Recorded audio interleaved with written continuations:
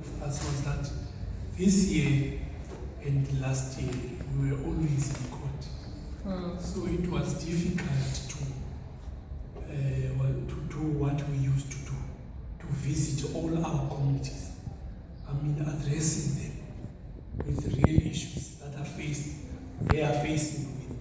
So we were in challenge, really, I don't want to lie, in terms of court orders, like even this one that we are appealing.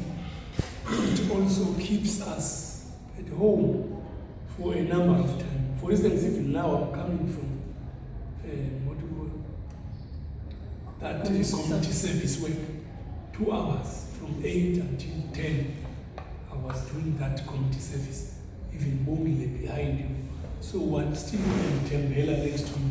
So we're still busy, and that is also irritating to us, and we are also busy with that appeal in Bellville. So we don't have really a time to do our work properly. I believe by next year we will be free on a number of cases that we have, and then we will go back to our normal way of fighting.